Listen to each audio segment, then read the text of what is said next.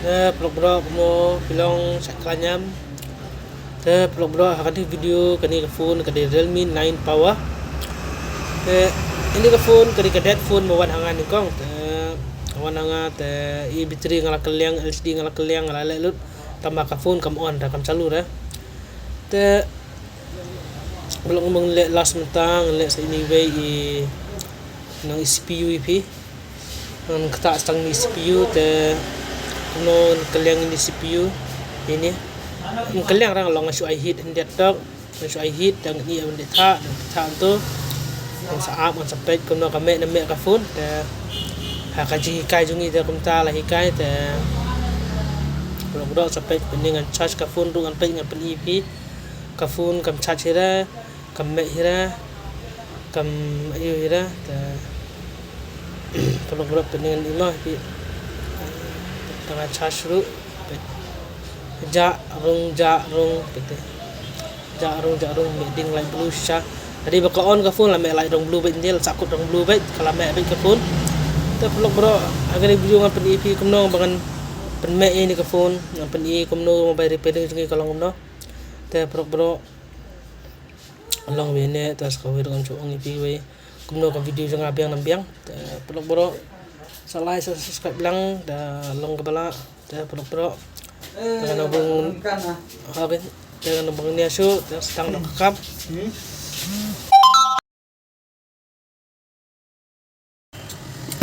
maaf diagram tu nomor CPU itu no yang kata ini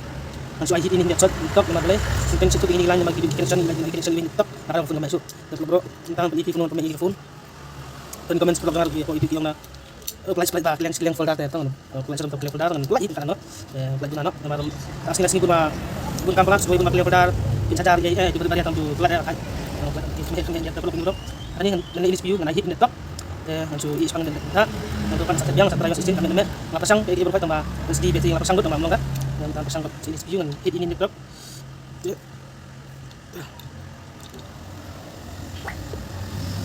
kalau yang PS ini flash PS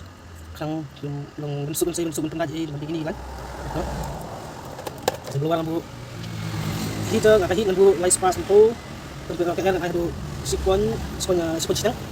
ya kita sekarang kita ke full on saya yang berlanjut dan suka banget ini net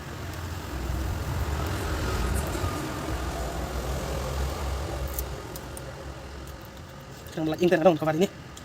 kita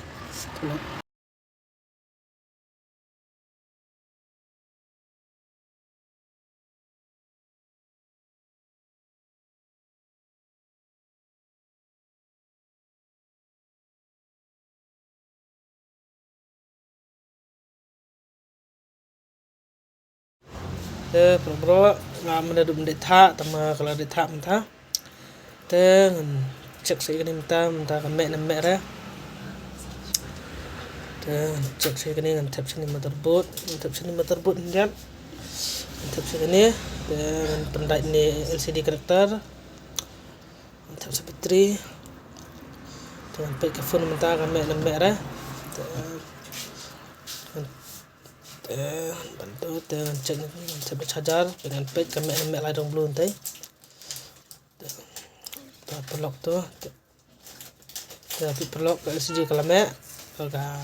LCD kalamek kalau dong blue tu lalong tu lah sebab pengkampen hiteng itu CPU pengkampen hiteng itu telah telepon lalong nomor tinting isi hikai nom pelok bro no kam tengah boleh sebun boleh jarung IP